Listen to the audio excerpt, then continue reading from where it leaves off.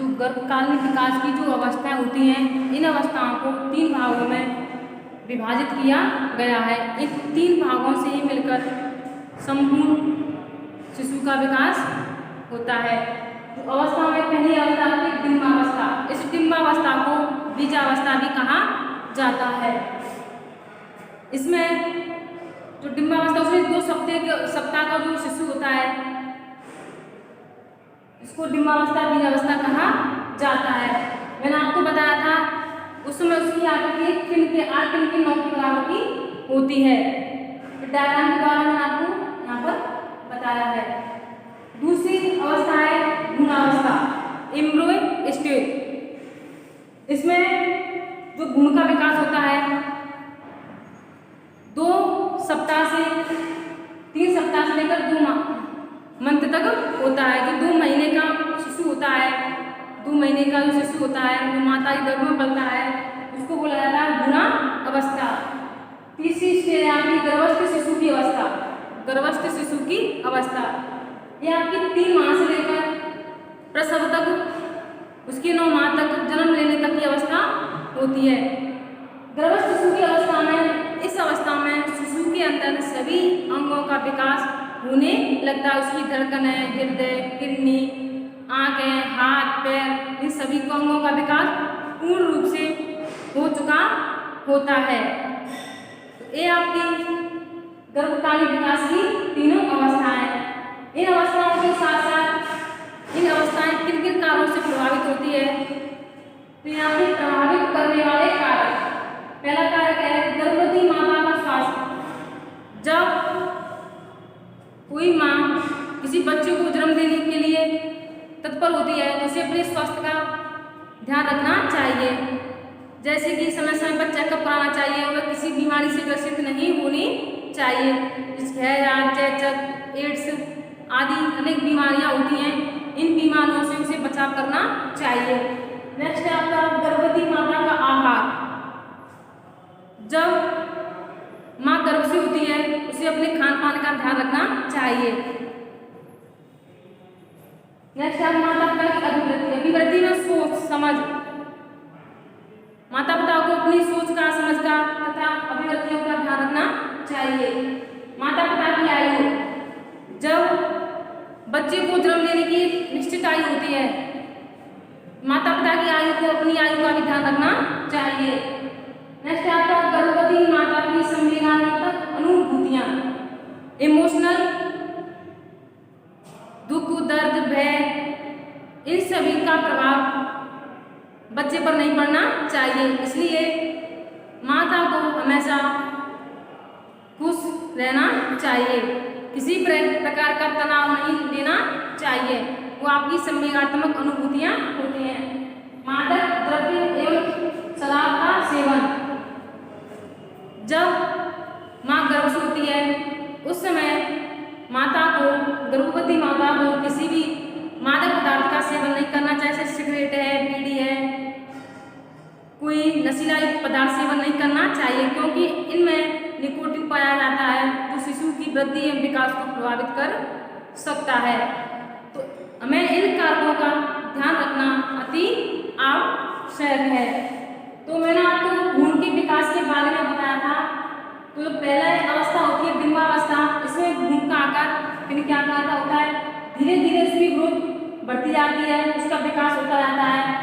9 महीने की अवस्था में ये नवजात शिशु पूर्ण रूप से बनकर तैयार हो जाता है। यह आपकी गर्भकालीन विकास की अवस्थाएं होती हैं।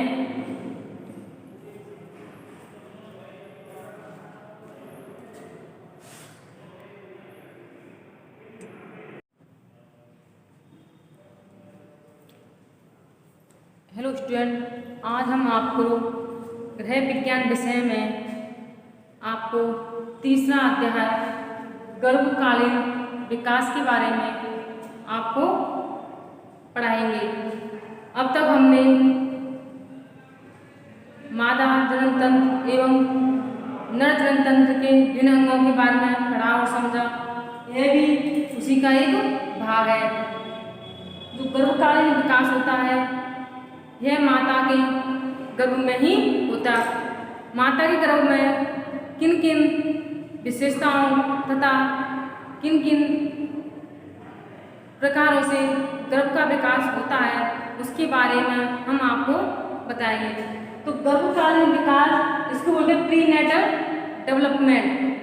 बच्चे का जन्म होने से पहले माँ के गर्भ में पहले माह से लेकर 9 माह तक कौन कौन सी गतिविधि होती है, उसको पोषण तथा भोजन कहाँ से प्राप्त होता है, उसका विकास कितने दिनों में होता है, उसके बारे में गर्भकालीन विकास में हम पढ़ेंगे।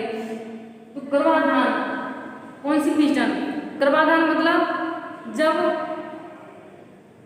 माता के अंडाणु और पिता के शुक्राणु मिलकर निषेचन की प्रक्रिया द्वारा एक जायगोट का निषेचित अंडाणु का निर्माण करते हैं, तो वह प्रक्रिया गर्भाधान कहलाती है। जो गर्भाधान के अंतर्गत जो गर्भकालीन अवस्था होती है, जो गर्भाधान से प्रारंभ होती है, जो गर्भकालीन अवस्था होती है गर्भाधान से प्रारंभ होती है। गर्भाधान के समय जायगोट आल्पिन के बराबर होता है। जायगोट बोलते हैं निषेचित अंडाणु। निषेचित अंडाणु निषेचित कब होता है? जब ओवम एंड स्पर्म दोनों मिलकर एक निषेचित अंडाणु का निर्माण करते हैं, उसी को जायगोट कहा जाता है। उस समय जो गर्भाधान होता है पहला माह होता है, उस समय जो भ्रूण होता है 8 दिन के बराबर का होता है। यह आपका गर्भाधान प्रक्रिया के माध्यम से संपन्न होता है। यह क्रिया ओवम और स्पर्म के संयोग से होती है। जो गर्भाधान की प्रक्रिया है यह ओवम एंड स्पर्म की संयोग से होती है। जो गर्भाधान की विशेषता है वो है यह अवस्था गर्भाधान से लेकर 9 माह जो बच्चे का विकास होता है माँ के गर्भ में 9 महीने या 280 दिन का होता है। एक 9 महीने की पूर्ण प्रक्रिया के बाद एक स्वस्थ नवजात शिशु का जन्म होता है। तो यह अवस्था गर्भाधान से लेकर 9 माह 280 दिन तक की होती है। वृद्धि और विकास जो एक गर्भाधान की अवस्था होती है पहला माह होता है, इसमें वृद्धि और विकास तीव्र गति से होता है तथा शिशु का शारीरिक विकास में शारीरिक विकास उसके शरीर के जो अंग हैं धीरे धीरे बनने लगते हैं। चाहे किसी में तीसरे माह शुरू हो जाते हैं, चौथे माह 5वें माह से उसके शारीरिक विकास अंगों में आकार लंबाई में परिवर्तन होता रहता है।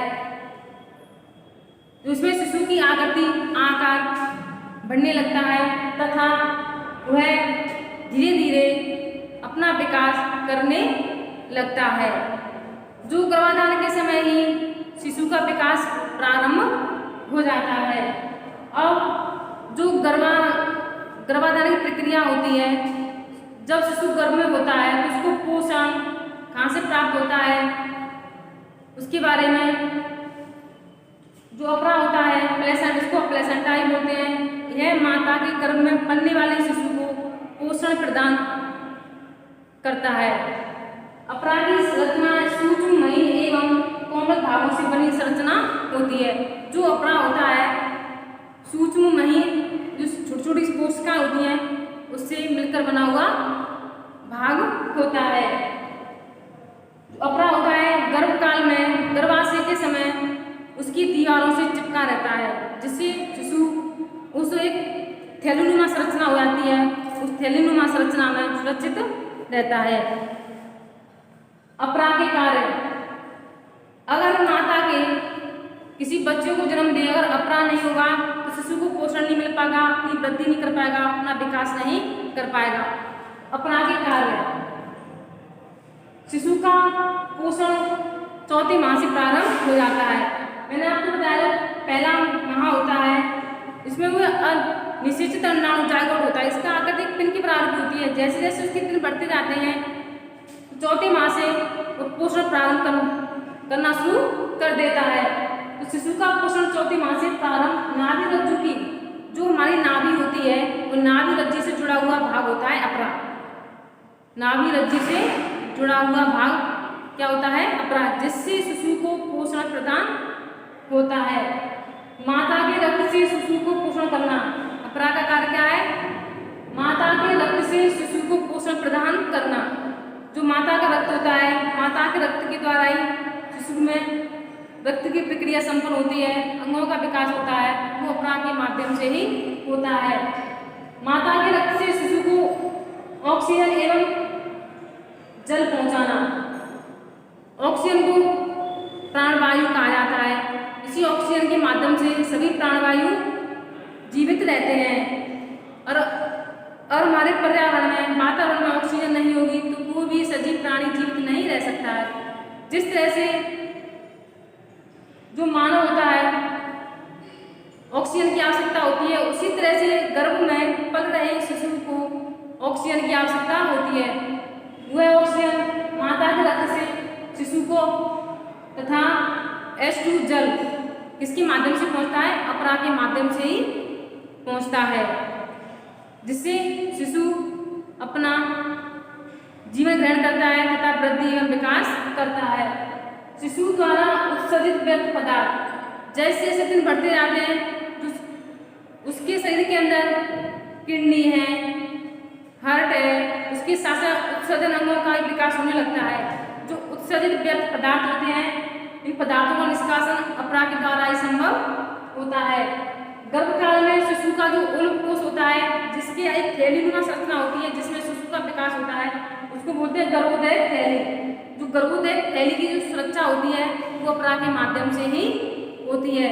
जो गर्भकालीन विकास की जो अवस्था होती है, इन 9 माह में बच्चे का विकास 3 प्रक्रिया द्वारा संपन्न होता है। पहली अवस्था होती है आपकी डिम्बावस्था, इसको बीजावस्था भी कहते हैं। इस अवस्था में शिशु जायगोट अवस्था में होता है, इसका आकार आयतन के बराबर का होता है।